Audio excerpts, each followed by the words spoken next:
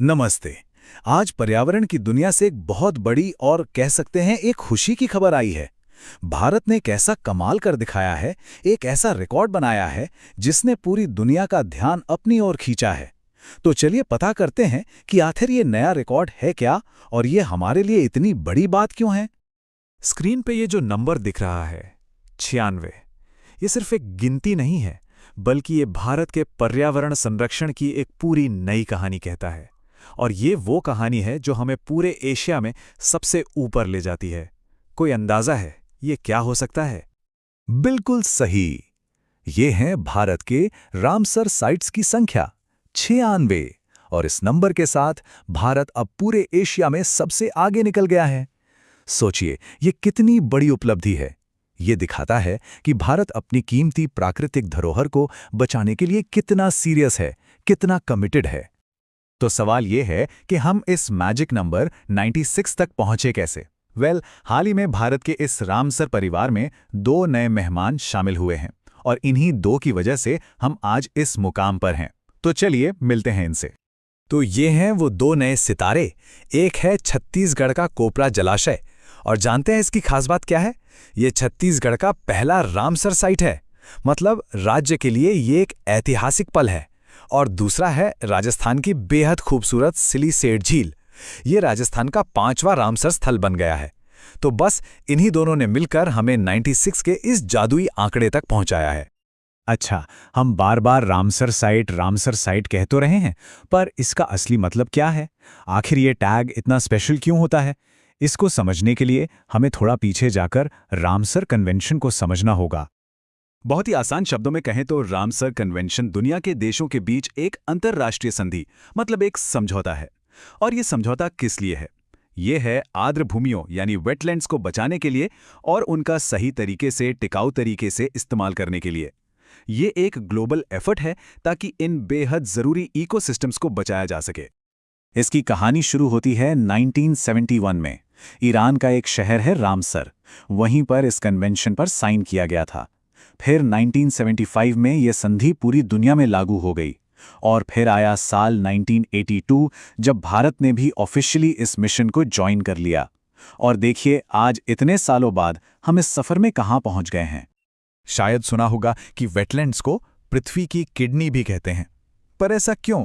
जरा सोचिए, जैसे हमारे शरीर में किडनी खून को साफ करने का काम करती है ना? बिल्कुल उसी तरह ये वेटलैंड्स हमारे पानी को फिल्टर करते हैं, उसे प्योरीफाई करते हैं। ये एक छोटी सी एनालॉजी ही इन इकोसिस्टम्स की इंपॉर्टेंस बताने के लिए काफ़ी है। तो अब जब हम बेसिक्स समझ चुके हैं कि रामसर कन्वेंशन क्या है और वेटलैंड्स क्यों ज़रूरी हैं, तो चलिए अब वापस भारत की कहानी पर आते हैं। देखते हैं कि पिछले 4 दशकों में भारत का ये सफ़र कैसा रहा है। तो भारत की ये कहानी शुरू हुई थी 1981 में। तब हमारे पहले 2 साइट्स बने थे, उड़ीसा की चिल्का झील और राजस्थान का केवलादेव राष्ट्रीय उद्यान। और आज का सीन देखिए, हमारे पास देश का सबसे बड़ा रामसर साइट है पश्चिम बंगाल का सुंदरबन वेटलैंड, तो वहीं सबसे छोटा है हिमाचल प्रदेश की रेणुका झील। मतलब हर साइट की अपनी एक अलग कहानी, अपनी एक अलग पहचान है। और अगर राज्यों की बात करें तो जानते हैं कौन टॉप पर है?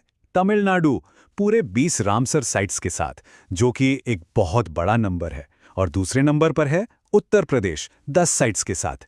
ये आंकड़े दिखाते हैं कि संरक्षण का ये एफर्ट किसी एक जगह नहीं बल्कि पूरे देश में फैल रहा है। वैसे पिछले कुछ सालों में इस काम में गजब की तेजी आई है। आप यकीन करेंगे, सिर्फ एक दिन में 15 अगस्त 2022 को भारत ने एक साथ 11 नए रामसर स्थल जोड़े। एक ही दिन में 11? इससे बड़ा सबूत और क्या हो सकता है कि हम वेटलैंड्स को लेकर कितने ज्यादा कमिटेड हो गए हैं। ठीक है, हमने नंबर्स की बात कर ली, रिकॉर्ड्स की बात कर ली, लेकिन अब आते हैं सबसे बड़े सवाल पर। तो क्या ये सब इतना मैटर क्यों करता है? आखिर इन वेटलैंड्स में ऐसा क्या खास है जो इन्हें बचाना इतना जरूरी है? चलिए अब इसे समझते हैं। ये जो तस्वीर है ये सिर्फ एक सुंदर लैंडस्केप नहीं है, ये असल में लाइफ का एक जीता जागता धड़कता हुआ नेटवर्क है। वेटलैंड्स आप कह सकते हैं प्रकृति के सबसे पावरफुल इकोसिस्टम्स में से एक हैं। ये अनगिनत स्पीशीज का घर तो है ही, साथ ही हमें वो चीजें देते हैं जिनके बिना हमारी जिंदगी शायद मुमकिन ही ना हो। तो ये करते क्या है हमारे लिए? चलिए देखते हैं। सबसे पहले ये जैव विविधता को संभालते हैं। हजारों तरह के जीव जंतु, पक्षी, मछलियां यहीं रहते हैं। फिर ये हमारे जल प्रबंधन में मदद करते हैं, पानी को साफ करते हैं और बाढ़ जैसी आपदाओं को भी रोकते हैं। जलवायु परिवर्तन से लड़ने में भी इनका बड़ा रोल है, क्योंकि ये कार्बन को एब्जॉर्ब कर लेते हैं। और तो और ये लाखों लोगों की रोजी रोटी का जरिया भी हैं, चाहे वो मछली पकड़ना हो, खेती हो या फिर इको टूरिज्म। सच कहें तो ये हमारे ग्रह की लाइफलाइंस हैं। तो देखिए, सरकारें अपना काम कर रही हैं, संस्थाएं भी लगी हुई हैं, लेकिन बात यह है कि इन कीमती जगहों को बचाने की जिम्मेदारी सिर्फ उनकी नहीं है, ये हम सबकी है।